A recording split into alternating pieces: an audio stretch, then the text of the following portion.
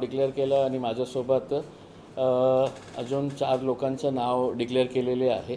म्हणजे हे confirm election लढणार होते याच्यामध्ये काही दुमत नाही आहे. कारण आमचे 2 सेटिंग MLAs आहे त्याच्यामध्ये, एक मालेगावचे आणि एक धुलियाचे. आणि फारुख शाब्दीनेही मागच्या वेळी इलेक्शन लढलो होतो आणि खूप चांगलं त्यांनी कामगिरी केली होती. तर त्या अनुषंगाने हे जे 5 कॅन्डिडेट डिक्लेअर करण्यात आलेले आहे हे एक सुरुवात आहे. आता आम्ही फ्रायडेपासून परवापासून आमची फॉर्म डिस्ट्रीब्युशनची प्रक्रिया सुरू करणार आहे. जे जे इच्छुक आहे त्यांनी ते फॉर्म्स इथून कलेक्ट करायचं आहे. त्याची काही फीस आहे ते MIM पार्टीच्या जे हैदराबादचं हेडक्वार्टर आहे त्याच्यामध्ये ते फीस डायरेक्टली DDच्या आधारावर ते फीस जमा करण्यात येईल. आणि एक डेट आम्ही फ्रायडेला ठरवणार आहे की या डेटपर्यंत आम्ही जे जे इच्छुक उमेदवार आहे त्यांनी आपले फॉर्म्स भरून ते सबमिट करायचं आहे.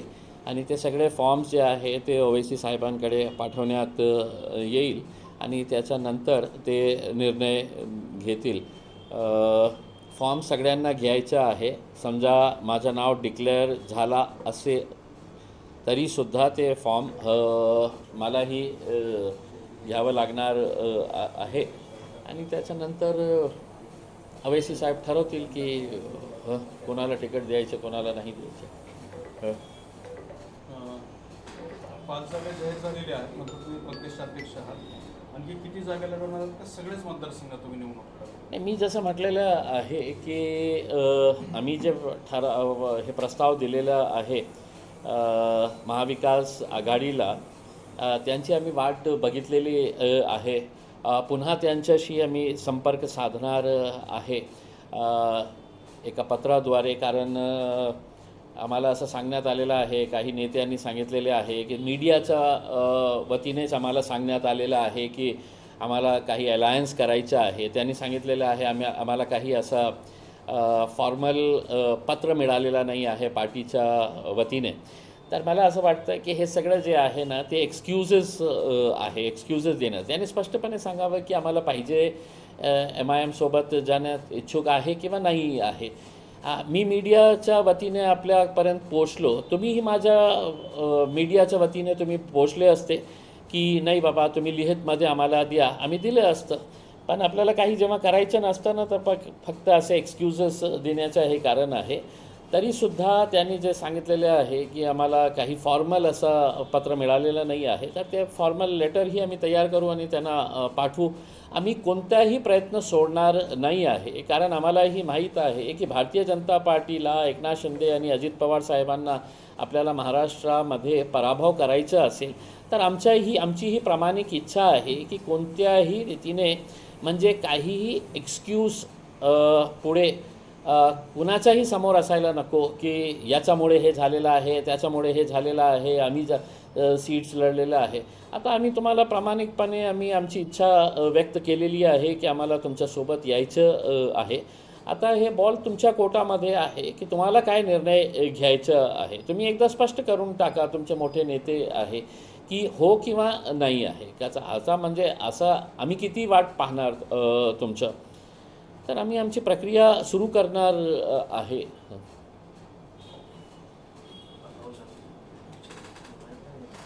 काय राहुल जागा किती लढवणार हे सांगितलं महाराष्ट्रभरामध्ये तुम्ही किती? आता ते याच्यावर निर्भर असणार आहे की समजा MBA सोबत आम्ही गेलं, काही ठरलं तर आम्ही जे सीट्स आहे, कारण आम्हालाही माहीत आहे की अलायन्समध्ये कुठेतरी कोणाला कॉम्प्रोमाइज करावं लागतं. म्हणजे आज आपल्या शहराचं तुम्ही बघितलं असेल की सीट्स एका पार्टीला सुटणार तर 2 पार्टीजचे जे कार्यकर्ते आहे त्यांना ते ॲडजस्ट करावं लागत आहे. आता हे 4थी पार्टीही आली तर आम्हालाही माहीत आहे की अलायन्समध्ये सगळं सीट्स लढता येत नाही. तर त्या अनुषंगाने आम्ही त्या वेळी निर्णय घेऊ. किती जागा तुम्ही मागणी? आता नाही, आम्ही तर MBA सोबत गेलं तर आमची तयारी आहे की खूप लिमिटेड सीट्स आम्ही लढणार आहे. आणि समजा नाही झाली तर आम्हालाही माहीत फक्त आहे की आजची जी परिस्थिती आहे त्यासुद्धा हे रेड अलर्ट जारी केलेला आहे की आपल्या तिजोरीमध्ये काहीही पैसा शिल्लक राहणार नाही, पगार देण्यासाठीही आपल्याकडे पैसे शिल्लक राहणार नाही आहे.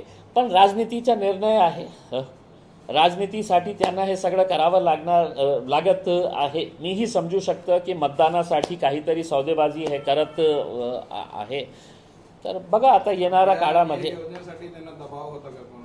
कोणाचा दबाव नाही. त्यांनी हे बघितलं की मध्य प्रदेशमध्ये हे लाडली बहिणीला बघून त्यांना मत मिळाले होते, हे नक्की आहे. पण महाराष्ट्राची परिस्थिती तशी आहे का? त्यांचं फायनान्शियल इतकं ते ॲडजस्ट करू शकणार का? ते शक्यच नाही आहे. कारण महाराष्ट्रामध्ये शेतकऱ्यांच्या खूप मोठी गंभीर समस्या महाराष्ट्रामध्ये आहे. सगळ्यात जास्त शेतकऱ्यांची आत्महत्या येथे होत आहे. पीक कर्ज कोणीही बँक द्यायला तयार नाही आहे. पीक विमा जे आहे त्याचे पैसे शेतकऱ्यांना मिळत नाही आहे. मग एका साईडला एका वर्गाला खुश करण्यासाठी तुम्ही हे जे लाडली बहीण योजना काढलेली आहे ते आमचे, पण दुसऱ्या साईडला तितकंच रोष जे आहे ते शेतकऱ्यांना आपल्याला बघायला मिळत आहे. तर कहाँ पे सबको खुश रख सकेंगे? उसके अंदर जेब में कुछ पैसा रहेगा तो ऐसा बांटते रहेंगे उसके अंदर. अब पैसा ही नहीं है जेब के अंदर, ठन ठन बजना शुरू हो गया है. तो अब इनको ही जवाब देना पड़ेगा कि कितने महीनों तक किस किस का लाड़ आप करने वाले हैं. राजकीय पार्श्वभूमीवरती जरंगे पाटलांच्या बाबतीत तुम्ही काही विचार करताय का? असं काही आहे का समीकरण? तसं काही प्रस्ताव तर आलेला नाही आहे. आता जेव्हा एकटा चलोरेची भूमिका मी घेणार आहे आणि मी पहिलेही याच्या बाबतीत बोललेलं आहे, राजनैतिक पक्षासोबत आपण अलायन्स करू शकतो. जातीच्या आधारावर करणं मला असं वाटतं हे योग्य ठरणार नाही आहे. आणि आज एक खरी गोष्ट आहे की जरांगे पाटील साहेब जे आहे एक मराठा समाजाचा एक चेहरा म्हणून एक उभे राहिलेले आहे. तर ते मला असं वाटतं की एक योग्य ठरणार नाही जातीच्या आधारावर. ते पक्ष काढलं तर आम्ही पक्षासोबत जाऊ शकतो, त्यांच्या पक्षासोबत जाऊ शकतो, कुणाच्याही पक्षासोबत आम्ही जाऊ शकतो. पण जातीच्या आधारावर हे करणं मला वाटतं की बरोबर होणार नाही. पण मग ते तर उमेदवार देणार आहेत ना, तर ते कशा देणार आहे? त्यांनी पक्ष काढलं तर आम्ही पक्षासोबत जाऊ शकतो, कोणत्याही पक्षासोबत आम्ही जाऊ शकतो. पण फक्त एका समाजाचा आणि दोन समाजाचा मिलन होणं म्हणजे हे मला वाटतं हे बरोबर नाही आहे. आमच्या आयडिओलॉजीप्रमाणे हे बरोबर होणार. तुम्ही पण तरी एका जातीसाठी संघर्ष करता. पण आमचा पक्ष आहे, राजनैतिक पक्ष आहे. AIMIM जे आहे एक राजनैतिक पक्ष आहे. ते पक्ष म्हणून आम्ही आमच्या समाजाच्या बाबतीत आम्ही लढत आहे. आणि फक्त याचा अर्थ हे होत नाही की आमच्या पक्षामध्ये आता फक्त मुस्लिम समाजाला हे मिळणार आहे तिकीट. अन्य जातीचे लोकही आम्हाला अप्रोच करू लागलेले आहे. तुम्ही आमच्या फॉर्म डिस्ट्रीब्युशन जेव्हा सुरुवात होईल तर तुम्हाला बघायला मिळणार आहे की किती जातीचे लोक आमच्या संपर्कात आलेले आहे, आमचे फॉर्म घेतलेले आहे, आमच्या पक्षाच्या तिकिटावर लढण्यास इच्छुक आहे. तुमचा जरंगे पाटलांना सल्ला आहे का त्यांनी राजकीय पार्टी काढावी? नाही, मी कशाला सल्ला देऊ. ते म्हणजे ते इतकं हुशार आहे की त्यांच्या एका आवाजावर आता पूर्ण महाराष्ट्रातले जे मराठा समाजातले लोक आहे त्यांच्या एका आवाजावर इकट्ठा होत आहे. तर मी खूप लहान आहे त्यांना असं सल्ला देण्यासाठी. त्यांच्याकडेही मतलब चांगले लोक आहे, त्यांनी निर्णय घ्यावा, ते त्यांच्या व्यक्तिगत मत आहे. जरांगे पाटील यांचं उपोषण सुरू असताना तुम्ही इथून आंतरवालीला गेला, तिथं जाऊन त्यांना समर्थन दर्शवलं. मात्र गेल्या 10 दिवसांपासून संभाजीनगरमध्ये देखील मराठवाड्यातल्या मराठ्यांना आरक्षण मिळावं म्हणून एक तरुणी क्रांती चौकात उपोषणाला बसलेली आहे. बघा, मी तर माझं मत स्पष्ट आहे की सरकार जे आहे आज महाराष्ट्रामध्ये कुणाची सरकार आहे तर भारतीय जनता पार्टी, एकनाथ शिंदे आणि अजित पवार साहेब. त्यांना निर्णय घ्यायचाच असेल की आपल्याला द्यायचंच आहे तर एका दिवसामध्ये ते निर्णय घेऊ शकतं. पण त्यांना द्यायचंच नाही म्हणून बिचारे इतकं वर्ष झालेले आहे ते अशाच त्यांना हे कमिटी स्थापित करतं, ते एक स्टडी कमिटी करतो. आता मंत्री येतो, मंत्री त्यांच्या कानामध्ये काहीतरी बोलतो. तर दुर्दैव आहे मला असं वाटतं की फक्त उल्लू बनवण्याचं हे काम सुरू आहे. सरकारच्या वतीने, आणि जे विपक्षमध्ये बसलेले आहे त्यांचीही सरकार होती. हां, ते आज ज्या प्रकारे सरकारवर हे बोट दाखवत आहे की हे करत नाही, मग माझा प्रश्न हे आहे की तुमचीही सत्ता होती, तुम्हाला द्यायला होतं तर तुम्ही त्यावेळी दिले असते. मग जेव्हा सत्तेमध्ये असते तर सगळ्यांना विसरून जायचं, विपक्षात आले की फक्त एकमेकांवर बोटं दाखवायचं काम करायचं. आता अनेक जे विरोधी पक्षामध्ये बसलेले लोक आहे, त्यांना मी एक प्रश्न विचारतो की मुस्लिमांच्या बाबतीतही तुम्ही का निर्णय घेतला नाही जेव्हा आपली सत्ता होती? मुस्लिम आरक्षणाच्या बाबतीतही आपल्याला घ्यायला पाहिजे होतं ना. आमच्यासाठी तर कोर्टानेही होकार दिलेला होता, तर त्यावेळी तुम्ही घेतलं नाही काही निर्णय. आता सत्तेमध्ये आलेल्या लोकांवर बोटं दाखवायचं. सुशीलकुमार शिंदे मागे गृहमंत्री होते देशाचे, त्यावेळेला त्यांनी लाल चौकात भाषण केलं. ते म्हणजे एका व्यक्तीने मला सांगितलं भाषण करा, मी केलं, त्यामुळे मी लोकप्रिय गृहमंत्री झालो. काश्मीरला जाताना मला भीती वाटायची असते.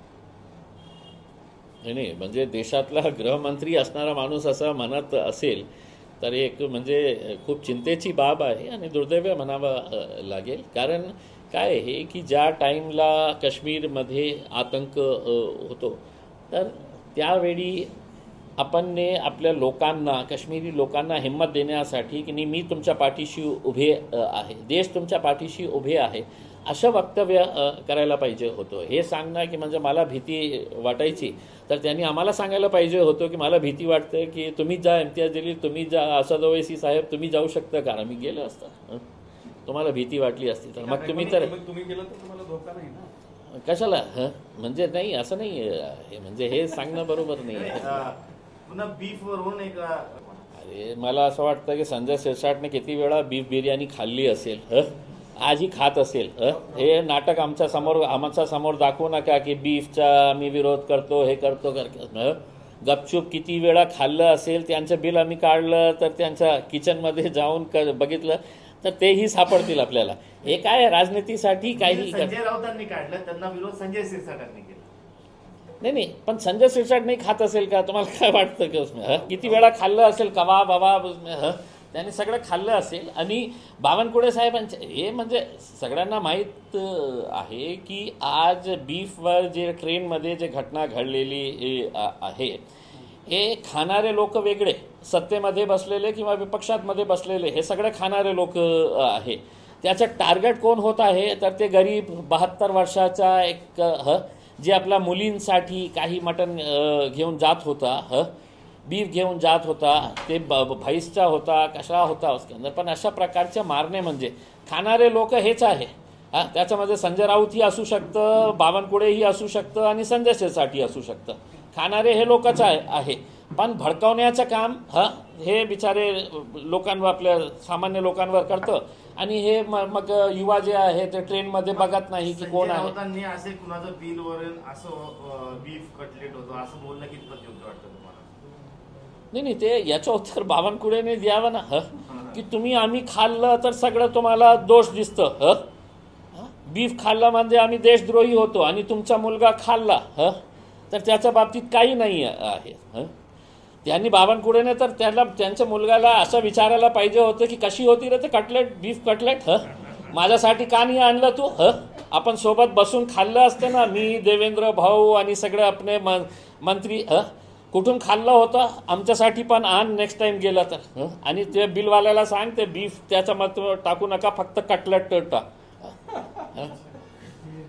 तुमच्या सोबत हे सगळे राजकारणी जे आहेत त्याच्यातले सिनियर, तुम्हाला कोणासोबत जेवणाचा बऱ्याचदा प्रसंग आलेला आहे, तर त्यांच्यासोबत कोणी बीफ खाते तुमच्यासोबत किंवा? अरे सब खाने वाले हैं, सब नाटक करते हैं इसके अंदर, सब खाने वाले हैं इसके अंदर, बंद दरवाजे के अंदर सब खाने वाले हैं इसके अंदर.